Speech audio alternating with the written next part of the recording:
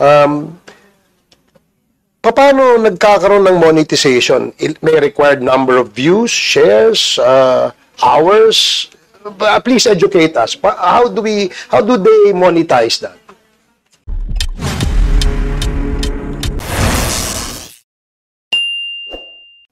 Thank you, Mr. Chair. So, let me just share some of the requirements for the YouTube Partnership Program. So, number one, definitely the first is to follow the YouTube channel monetization policies. Some of it I've provided. In terms of technical eligibility, so the requirement is, number one, get 1,000 subscribers with 4,000 valid public watch hours in the last 12 months. So again, 1,000 subscribers with 4,000 valid public watch hours in the last 12 months. Oh, wait, question. So, assuming I put up my own YouTube channel, is that what you call it? Yes, sir, Mr. Chair. And then I must have, what, 1,000 subscribers? That's the first step. And 4,000 hours of? 4,000 valid public watch hours. And when we say this, Mr. Chair, kasi for example, if your watch hours are bots, then that would not be a valid public watch hour. If you're trying to game the system, would you be able to determine whether these are bots or not? So YouTube would have the necessary technical capabilities. So you have that technical capability? Yes, Mr. Chair. Okay. Ang tanong, next question, ano naman ang accountability, halimbawa, ng YouTube?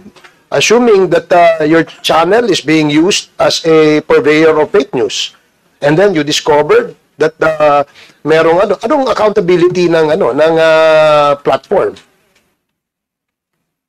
So, Mr. Chair, again, I guess depends on the jurisdiction that would be concerned. So, for example, Mr. Chair, if of course, Mr. Chair, it would be different if the channel is in the United States versus in Singapore, for example, which has POFMA, as discussed in the previous hearing. So, Mr. Chair, depends on the laws in the jurisdiction of the channel concerned.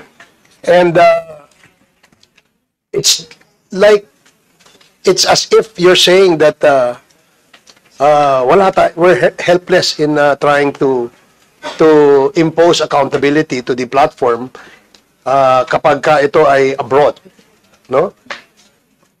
No, Mr. Chair, no naman. I'll give an example, Mr. Chair. The Philippines passed a law against OSAIC, expanded OSAIC law.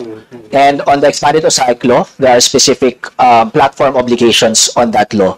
And so in that specific expanded OSAIC law, it imposes liability and accountability on the platforms that could host OSAIC content. Okay.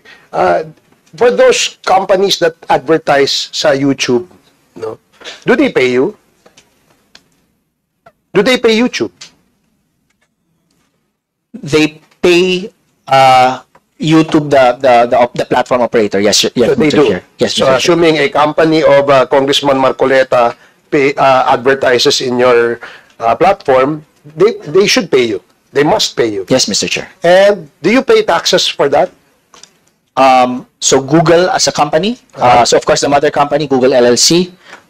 So every Google entity pays the proper taxes in the jurisdiction where it operates. So in that case, you're paying taxes to the BIR.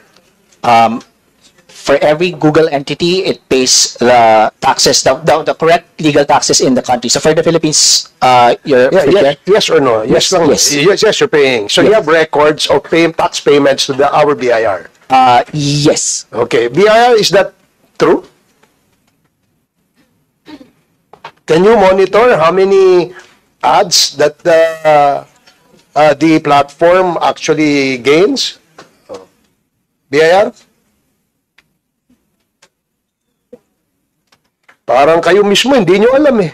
Wala. Ano ba naman? Hindi ko alam yung circular eh. Ayan, use the mic beside you.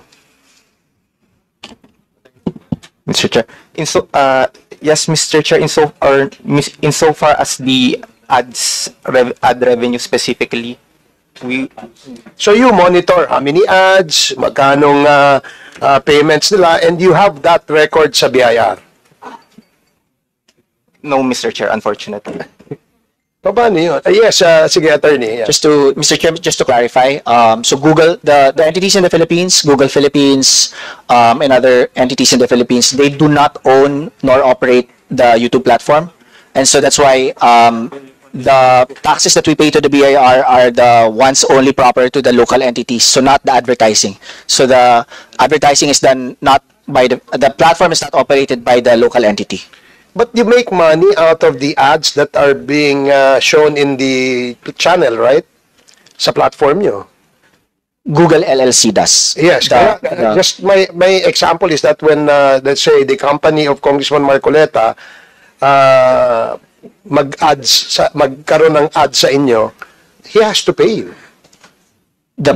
Mr. Chair, not Google Philippines. Not Google Philippines. So who does he pay to? Mr. Chair, that's a very legitimate area of inquiry, but that's a different matter altogether. No, Mr. Chair, with We're all about due to respect discuss to my abusive platforms. with all due respect to my senator, Mr. Chair, the reason why I asked that, this is a relevant issue because we are contemplating on maybe perhaps asking all these social media platforms to secure a franchise in this Congress, because we want to make sure that it's not just the platforms who make money, but also the Philippine government. That's one. Number two, if you are under the franchise of this government, then you will toe the line.